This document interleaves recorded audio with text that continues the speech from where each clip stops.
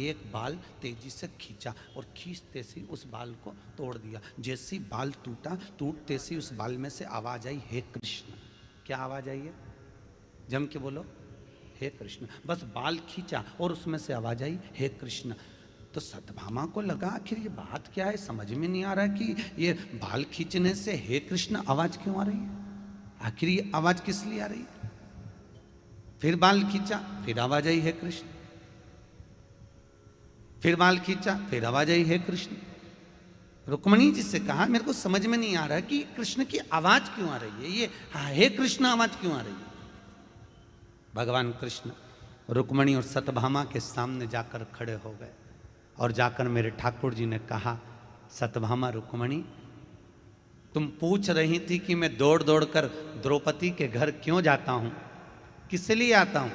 उसका केवल एक कारण है, पूरी पृथ्वी पर, भूमंडल पर ऐसा कोई मनुष्य पैदा नहीं हुआ जिसने एक दिन में 3.5 करोड़ बार मेरा नाम लिया हो। पूरी पृथ्वी पर केवल एक द्रौपदी ऐसी है जो एक दिन में 3.5 करोड़ बार मेरा नाम लेती है, इसलिए मैं दौड़ दौड़ कर इसके पास आ जाता हूं, इसलिए आता।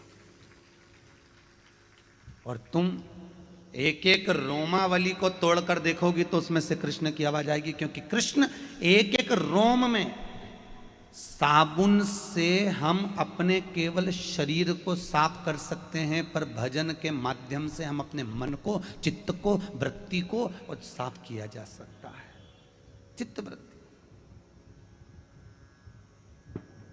तो संत ज्ञानेश्वर जी ने कहा अपनी बातों में कि जपो जपाओ जपते रहो, और मुक्ताबाई ने तो और स्पष्ट कर दिया।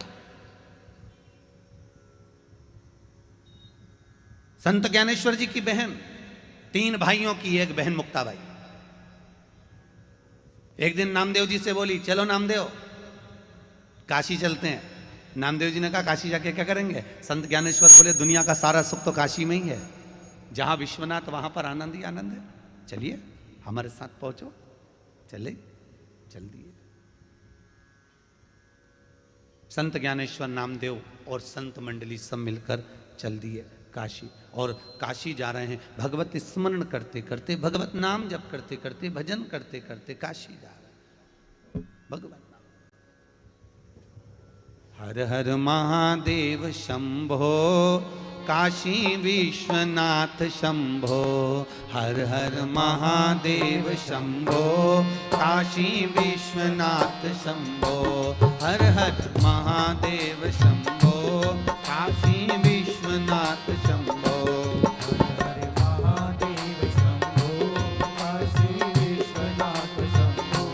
हर हर महादेव शंभो, काशी विश्वनाथ शंभो। संत ज्ञानेश्वर, मुक्ताबाई संतों के साथ, नामदेव के साथ जा रहे हैं। कहाँ जा रहे हैं? काशी। हर हर महादेव शंभो, काशी विश्वनाथ शंभो। हर हर महादेव शंभो, काशी विश्वनाथ शंभो। हर हर महादेव शंभो, काशी विश्वनाथ शंभो। हर हर महादेव शंभो, काशी विश्वनाथ शंभो। काशी विश्वनाथ शंभो। हर हर महादेव शंभो। काशी विश्वनाथ शंभो, हर हर महादेव शंभो। काशी विश्वनाथ शंभो। हर हर महादेव शंभो।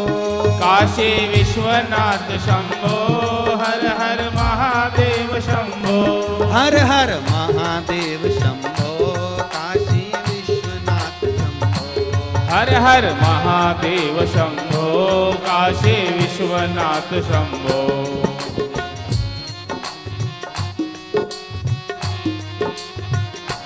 हर हर महादेव शंभो, काशी विश्वनाथ शंभो। हर हर महादेव शंभो, काशी विश्वनाथ शंभो। काशी विश्वनाथ शंभो।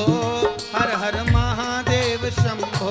काशी विश्वनाथ शंभो, हर हर महादेव शंभो।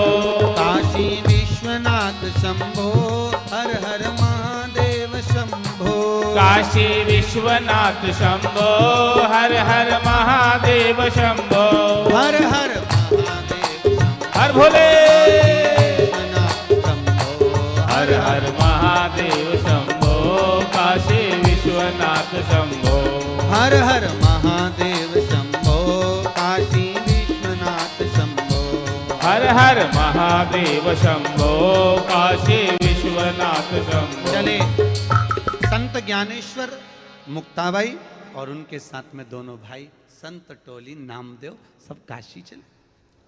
अब मंत्र जाप की महत्वता देखिए, मंत्र जाप की मूलता देखिए, मंत्र जाप का स्मरण देखिए, मंत्र जाप का नियतता देखिए। चले पहुंचे, काशी दर्शन करे विश्वनाथ के, भजन किया, स्मरण किया, जहां जाते थे वहां नाम कीर्तन करते थे, नाम कीर्तन करे चले। वापिस आते आते आज मुक्ताबाई ने गौर कुमार का घर देखा और गौर कुमार का घर देखकर रोका और मुक्ताबाई ने कहा चलो गौर कुमार के घर चलते। और पहुंचे गोरा कुमार के घर जाकर मुक्ताबाई ने गोरा कुमार से एक बात पूछी, गोरा कुमार में एक बात बताओ कि पक्का हुआ मटका और कच्चे मटके को तुम कैसे पहचानते हो? तो गौर कुमार ने कहा सीधी सीधी बात है मुक्ताबाई, ठोक कर देख लेता हूं। अच्छा कितनी विचित्र बात, ठोक कर देख लेता हूं। एक कथा याद आ गई, एक व्यक्ति ने कहीं सुना कि गुरु मंत्र लेना जरूरी है, तो उसने कहा गुरु मंत्र किससे लूं? तो अपने गांव में कोई अच्छा संत हो, कोई जंगल में संत हो तो वहां गुरु मंत्र लिया। अब संत के पास जाने लगा, जंगल में एक संत रहते थे वहां जाने लगा। जाते जाते पूरी रात निकल गई, सुबह सुबह पहुंचा। अब सुबह पहुंचा तो किसी का घर ही नहीं मिले, जंगल ही जंगल। सुबह एक व्यक्ति सुबह सुबह लोटा लेकर बैठा। अब सुबह सुबह लोटा लेकर बैठा तो इसने आवाज लगाई, ओ भैया वो गुरुजी का घर कहाँ है? तो वो कुछ बोला ही नहीं, वो तो सुबह का टाइम था, लोटा लेके बैठा था। अरे भैया वो गुरुजी का घर कहाँ है? उसने नहीं बोला। इसको आई गुस्सा, बताओ गुरु का आश्रम नहीं बता रहा। इसने जूता निकाल के उसकी पीठ पे धड़ से दिया। अब पीठ पे मारा और चले गया। आगे गया तो वो आश्रम मिल गया जहां वो जा रहा था, वो आश्रम मिला और वहां पहुंचा, भैया गुरुजी हैं? तो उन्होंने कहा गुरुजी आते होंगे, अभी आ रहे होंगे, अभी आ रहे होंगे। इतने में गुरुजी आ गए। अब जैसे गुरुजी आए तो ये मुंह छुपाए। गुरुजी बोले क्या नाम है तेरा? नाम बताया। तो मुंह तो दिखा। अरे मुंह दिखा ना। क्या करने आया? तो क्या गुरु मंत्र लेने आया। तो मुंह तो दिखा। नहीं दिखाऊंगा। तो इतने में गुरुजी ने अपने चेलों से कहा जरा इसका कपड़ा हटा। और चेलों ने जो कपड़ा हटाया, इसको देखा तो चरणों में पड़ गया, गुरुजी क्षमा करना। गुरुदेव ने कहा हुआ क्या? आप सुबह सुबह लोटा लेके बैठे थे, मैंने जूता फेंक के मार दिया। मुझे नहीं मालूम था कि आप गुरु हो, मैं मंत्र लेने आया। तो गुरुजी बोले उसमें कोई बड़ी बात नहीं है। हमारी माँ हमको बचपन में कहती थी कि मटका खरीदने जाओ तो उसको बजा कर देखो। तो कोई बड़ी बात नहीं है, तू भी तो गुरु करने के लिए आया, इसलिए गुरु को ही बजा के देख लिया। उसमें कौन सी बड़ी बात, तूने बजा के देखा, उसमें कोई बड़ी बात नहीं। तो आज मुक्ताबाई ने अगर कोई बात सामने रखी है गोरा कुमार के सम्मुख में, तो मुक्ताबाई गलत नहीं कर रही है। शिव महापुराण की कथा कहती है मंत्र जाप के स्मरण में क्या प्रबलता है। मंत्र की प्रबलता देखिए, कलावती ने मंत्र की प्रबलता में पति मूर्छा होकर नीचे गिर गया। मंत्र की प्रबलता में केवल शिव मंत्र लिया। और आज उसी समय पर गोरा कुमार से कहा तुम पहचानते कैसे हो कि पका हुआ है कि कच्चा है? तो गोरा कुमार ने कहा बजा के देख लेते हैं। इतने में मुक्ताबाई ने कहा अगर तुम मटके की पहचान कर सकते हो, पात्र की पहचान कर सकते हो, तो इसमें संत की भी पहचान करके बता दो कि ज्ञानेश्वर और नामदेव और इतने सारे बैठे हैं, इसमें पक्का मटका कौन सा, कच्चा कौन सा, बता। संत ज्ञानेश्वर ने कहा मुक्ता क्या कर रही है? मुक्ता कहती है भैया तुम शांत तो बैठो। और जो गोरा कुमार ने कहा सारे मटके पके हुए हैं, केवल एक ही मटका कच्चा है, तो कौन सा मटका कच्चा था? तो कि ये नामदेव कच्चा है। और नामदेव जी तो गुप्पा होकर बैठ गए, गुस्से में लाल कि मेरा ही नाम लेना था, गुस्से में लाल। अब नामदेव जी तो चुप। मुक्ताबाई ने पूछा काहे इतना अहंकार कर रहे हो? अगर जीवन में तुमने मंत्र लिया होता तुम्हें काशी ले जाने का केवल एक ही कारण था, मुक्ताबाई बोल रही है, तुम्हारे मंत्र जाप में, स्मरणता में प्रखरता आना चाहिए। केवल मंदिर जाने से कुछ नहीं होगा, वही शिव महापुराण कथा कह रही है, मंदिर जाने पर कुछ नहीं होगा, मंत्र की जाप को, मंत्र स्मरण को, मंत्र भजन को तुम्हें बढ़ाना पड़ेगा, जपना पड़ेगा। जपाओगे तब जाकर जीवन तरेगा। तो मुक्ताबाई के चरणों में नामदेव जी पड़ गए। तुम बताओ कि मैं मंत्र किससे लूं? मैं मंत्र में गुरु बनाऊं तो बनाऊं किसको? कितने गुरु होते हैं? जम के बोलो जल्दी से, गुरु कितने होते हैं? हैं? अरे बोलो तो सही, तुम तो बिल्कुल चुप बैठ गए। गुरु कितने हैं? तो 24 तो बेटा दत्त के थे। गुरु कितने? तो गुरु 4। कितने गुरु? 4। पहली अवस्था बचपन, मां रूपी गुरु चाहिए। दूसरी अवस्था जवानी, पिता रूपी गुरु चाहिए। तीसरी अवस्था अधेड़ी, शिक्षक रूपी गुरु चाहिए। और चौथी अवस्था अधेड़ी बुढ़ापा, उसमें सतगुरु चाहिए। 4 अवस्था के 4 गुरु हैं।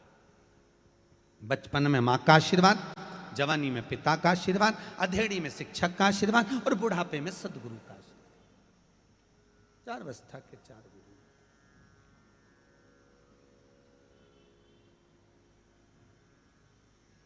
प्रथम गुरु है मां, पहला गुरु। और मां बेटे को सतमार्ग पर चलना सिखाती है, मां बेटे को गलत मार्ग पर चलना सिखाती है। ये मां है। मां बेटे को सतमार्ग पर चलना सिखाए, मां बेटे को गलत मार्ग पर चलना सिखाती है। केवल एक मां होती है जो बेटे को झूठ बोलना सिखाती है। मायके से थोड़ा सा सामान लेकर जाती है, अपने कमरे में अलमारी में बंद करके धर लेती है। मायके से लाई हुई सामान, अभी छुट्टी में जाएगी, सब तोक के लिए आएगी, खूब सारे सामान लेके आएगी मायके से, और सब अपनी अलमारी में रख लेगी। और सास को भी नहीं बताएगी, किसी को नहीं, बस मायके से लाई, अलमारी में रख दिया। और रोज सुबह सुबह अपने बच्चे को निकाल के दे देगी, चुपचाप से ले खा ले। और टॉफी खाए, दादी पूछे तो कह देना पड़ोस वाली आंटी ने दिया, कोई पूछे तो कहना पड़ोस वाली आंटी ने दिया। पड़ोसन का नाम लेना, मम्मी का नाम, नानी का मत लेना, चुपचाप रहना। और ये मत बताना अलमारी में रखा है। बच्चे को झूठ बोलना सिखा। दादी ने पूछा क्यों रे, क्या खा रहा है? टॉफी। कहां से आई? पड़ोस वाली आंटी ने दी। बच्चे को झूठ बोलना सिखा दिया। बच्चे को झूठ बोलने की आदत मां ने डाल दी। और ऐसी आदत डाली, जब बच्चा बड़ा हो गया, शादी हो गई, और शादी होने के बाद पत्नी आ गई। पत्नी को लेकर घूमने गया सोलापुर। सोलापुर में पत्नी को साड़ी पसंद आ गई। पति ने से कहा ले लूं, पत्नी ने, तो पति ने कहा ले ले। घर चलेंगे और मम्मी पूछेगी तो पति ने कहा कह देना मायके से मिली है। जो मां ने अपने बेटे को सिखाया था, बेटे ने अपनी पत्नी को सिखा दिया।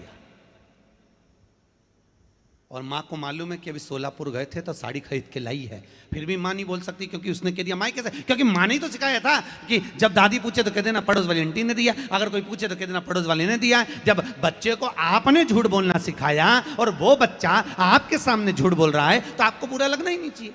फिर काहे को बुरा लगे? फिर काहे को धापो की बाई की तरह बैठ जाए मुंह फुला के? क्यों बुरा लगे? तो तुम्हें लगना चाहिए कि हमने सिखाया।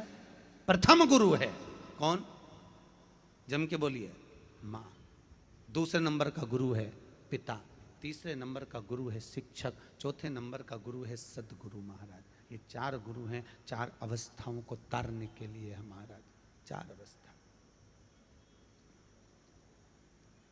तार देते हैं, ये जिंदगी को सवार देते हैं महाराज। 4 अवस्था तारने के लिए सदगुरु। अब एक काम करो नामदेव जी, जो गुरु तुम्हारे जीवन को संवार दे तुम उसका भजन करो। विशोबा थिएटर के पास में नामदेव जी महाराज पहुंचे और वहां जाकर नामदेव जी ने गुरु नाम की दीक्षा ली है महाराज, मंत्र लिया। बहुत जरूरी है जीवन में गुरु होना, बहुत जरूरी। पर आज के जमाने में गुरु फिरे बाजार में, हमसे दीक्षा लेओ, नरक पड़ो चाहे स्वर्ग जाओ, पर माल हमी को देओ। आज के जमाने में ऐसे ऐसे गुरु हो गए कि दीक्षा देते धन लेते, दीक्षा देते धन लेते। याद रखना, एक गुरु दीक्षा की कोई कीमत नहीं होती और एक माँ के दूध की कोई कीमत नहीं होती। दो चीजों की कभी कीमत नहीं होती है महाराज। ना तो गुरु दीक्षा की कीमत होगी, ना माँ के दूध की कीमत होगी। ये दोनों परे हैं, दोनों परे से पूर्ण है, दोनों अलग है, दोनों अलग, दोनों परे हैं। मंत्र लिया और मंत्र का जाप नामदेव जी ने जब करा तो सबसे पहले अगर नामदेव जी के हृदय में जो अहंकार भरा हुआ था ज्ञान सत्ता का, वो निकल गया। शिव कथा कह रही है, ब्रह्मा जी के मन में भी ये ज्ञान सत्ता का अहंकार बहुत भरा हुआ था। ब्रह्मदेव एक बार भगवान विष्णु ने, भगवान शंकर बोले प्रकट होकर कि नारायण सृष्टि की रचना आगे बढ़ाई जाए, सृष्टि की रचना करो, बढ़ाइए सृष्टि की रचना। तो भगवान सृष्टि की रचना